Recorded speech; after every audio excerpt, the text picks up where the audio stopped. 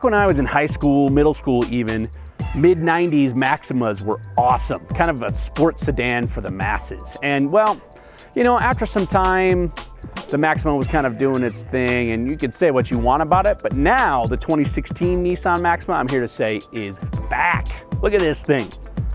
Well, what distinguishes this video on the Nissan Maxima than all the other videos that are already out there on YouTube? Well, thanks for finding me. I hope to present you with something a little bit differently here. First, I am a school teacher by trade. This is my side project, Gallup Journey Test Drives, my little YouTube channel. So it means I do not attend the press events and, you know, kind of get all that information that they're given from these press releases, these press events, and then try and give you guys all that information about sodium filled valves and, you know, GTR lineage and so forth. No, I borrow these, I loan these, I test drive these from my local dealerships, and I drive them for several days as a typical consumer would, using them day to day to get a feel for what it's like for you, hopefully, the average everyday user. So that's a key difference. Two, those guys almost always, the professional journalists, drive the highest end version you can get with the most features, the highest price tag. Well, that's great and all, and there's a lot to see and talk about. That doesn't necessarily represent what most people go into the dealerships looking for. So I almost always do the opposite and try and get a base model. That way, you know, regardless of which one you're getting, you're always going to get these key core principles when you buy, in this case, a Maxima, because it's the base model. It's got what you're gonna expect no matter which one you get. Lastly, these are my unscripted, as you can tell, reviews. So hopefully they're honest. I do my best to be unbiased, but I try and give you something real that you might not be able to get from all the rest of the internet fodder out there. So thanks for finding me. Please stick around. This is my amateur car review channel, Gallup Journey Test Drives. My name is Greg Kavanaugh. Let's get started.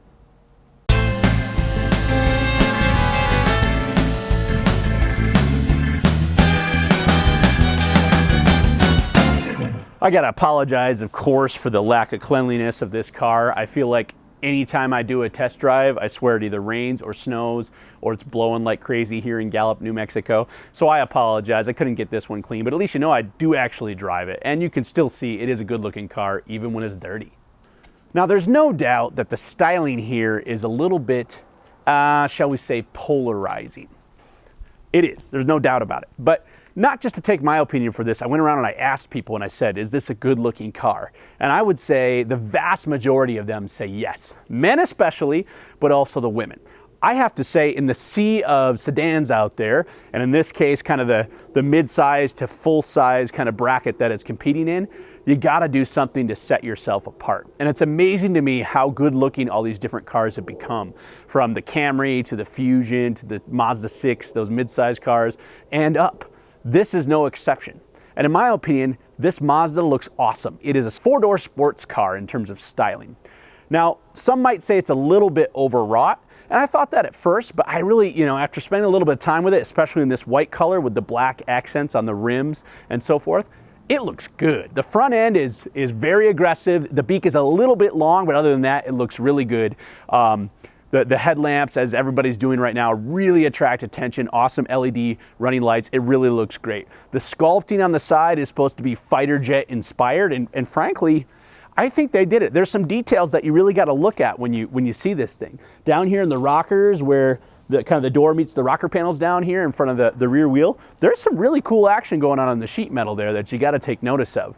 The way the black is continued from the A pillar all the way back to the C pillar and then into the little rear deck lid spoiler, it looks really good. So is this thing gonna look incredible in 10 years? I don't know if that's the case. That is the question I've been asking. But right now, if you're going around from dealership to dealership and you're looking for a sedan that you can identify with and it's gonna give you some sense of style and maybe a little aggressiveness, I think the Maxima does it. Leave your comments if you disagree. I'd like to know what other people think out there. But in the metal, it looks good.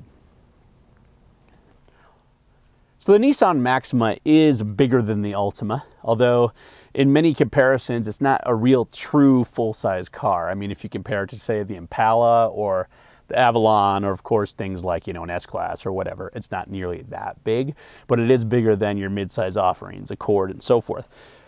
That doesn't even matter on paper. What matters is in the metal, how does it work? And I have to say, it's a very comfortable place. The sloping roof line, the squat windows, the high shoulder line would lend you to believe that there's not a ton of headroom back here. But I've got several inches here and I'm 5'8", so a 6-footer should be pretty comfortable back here. This is the seat as the same as my driving position on the other side. So if I was sitting behind myself, I'd have ample room here. Tow room, of course, is great. And all around, it's a nice cockpit. Now, it is designed more as a flagship sedan, of course, so it's kind of meant as a 2+2 versus a full 3-seater back here, and that's most obvious by the fact that the center section here on the rear cushions, the bottom is raised quite a bit. I guess maybe that could be to give this person in the center a little more comfort, but really it really is meant to evoke more of a 2-seat action back here, same as the front, to kind of give it a coupe-like, sports-like feel. So keep that in mind if you're going to try and put 3 abreast back here, but for 4, it'll work excellent.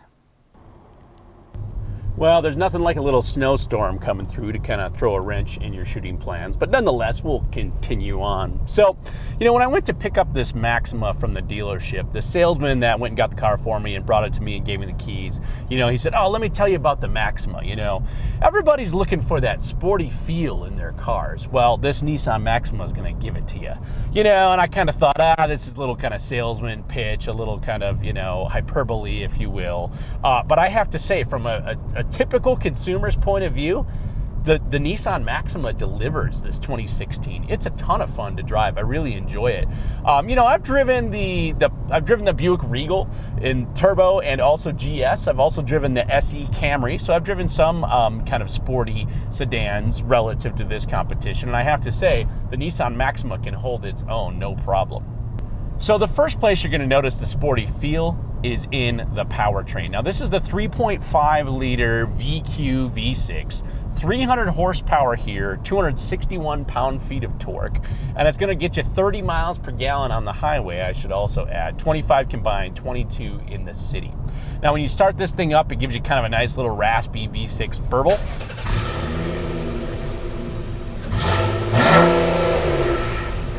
And, it kind of adds to that sporty feel, but, it's mated with a CVT and it's front wheel drive, but this thing is plenty fast. I don't do 0 to 60 runs or anything like that, but for your average, consumer and driver, this thing is plenty enthusiastic. It holds its own both, in and around town, scooting through traffic, but also out on the open road, 2-lane passing. It's a very good powertrain. I was very impressed with it.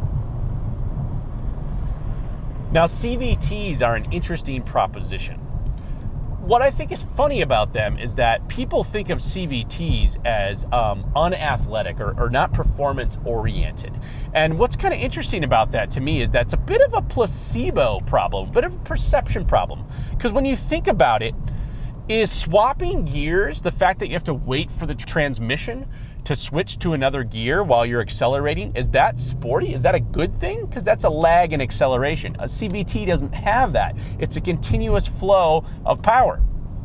I think it's a perception problem. We're used to the idea that an engine has to rev, the tach drops back down, it revs back up, and that's like our litmus test, or that's our tachometer, if you will, our barometer for if we're actually moving quickly and being sporty.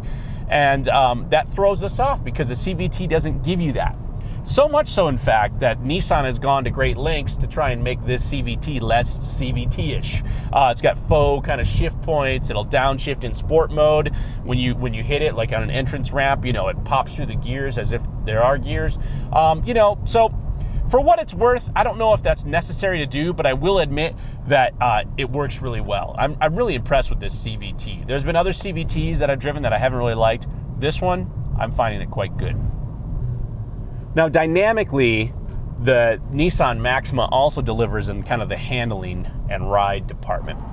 I'll say this very quickly. From a consumer's point of view, the ride of this is even the standard Maxima, is a little bit rough. It's not harsh, but it is a sporty suspension, and it's not going to float over all the bumps in the road. You're going to feel the little imperfections like, expansion joints or manhole covers and so forth. you do need to know that going in when you're going to drive the Maxima.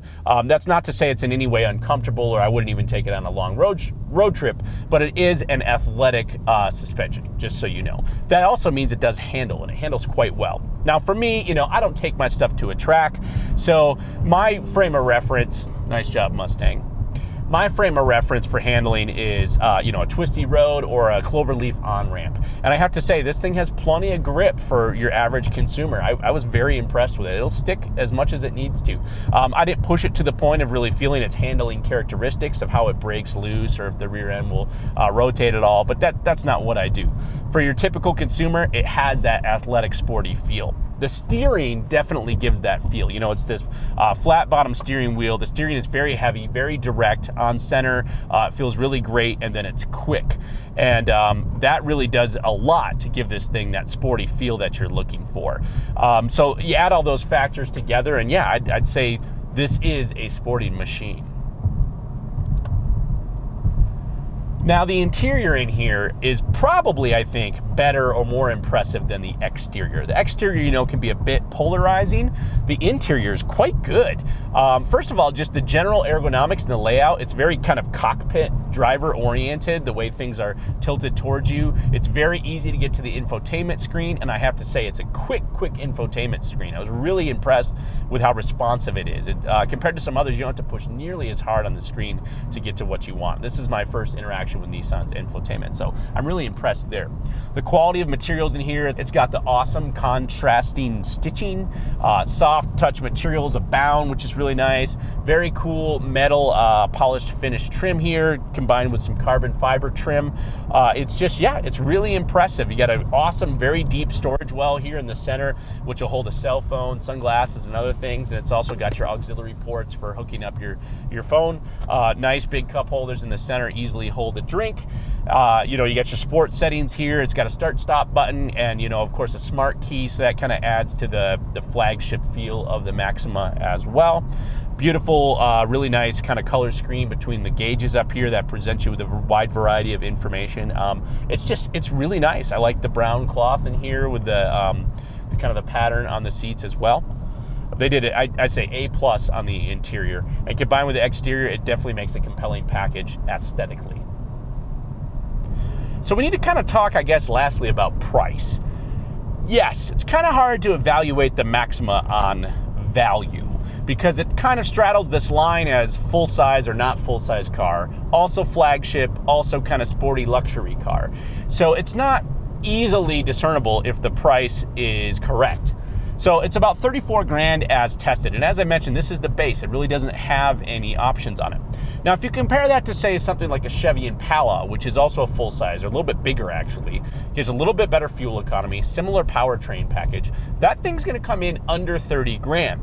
Now, if you compare it to, say, something that's a little bit more premium, like maybe a Volvo S60, you'll see that this thing is right on course for that, slightly undercutting the Volvo. So it sits right between kind of those two differences. Something like the Toyota Avalon, also a full-size car, not necessarily an athletic car, but a full-size car nonetheless, is also in the low to mid-30s in terms of price. So I'd say it's priced just about right for what it is. Yes, you're not going to buy it based just on value alone, but at 34K, you're not going to sweat maybe 2 to 3 grand differences between different vehicles, because you're more concerned, at that price point at least, you're more concerned about getting exactly what it is you're looking for, because you're clearly willing to pay kind of a price premium to get it.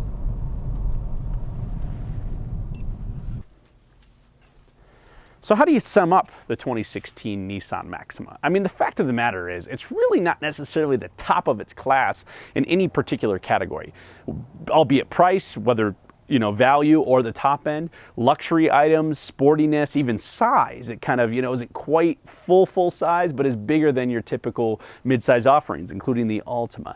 So it does kind of beg the question, well then, who exactly is it for? Well, this is Nissan's flagship sedan, and I think it is a great example of what it should be. It's a great car. It looks really great. It's sporty. It's fun to drive. It's enthusiastic. It leaves an impression both on the driver and the people who see it. It's definitely worth checking out. So, the Nissan Maxima is back. Yes. A big thanks to Lou and all the folks over at Ed Corley Nissan of Gallup, New Mexico. They just came on board with the test drives, and we're really excited to have them. I haven't really driven any Nissans in quite some time, and I'm excited to drive their lineup. They got some great products, and 2016 Nissan Maxima was one of those. So find their link in the description. And I'm not going to tell you guys to like, subscribe, share, and all those kinds of things, because I guess the best YouTube channels, people just do it naturally. So I'm not going to tell you to do those things. But nonetheless, thanks for watching. I look forward to your comments and interacting with you guys, and we'll see you next time. Cheers. Adios.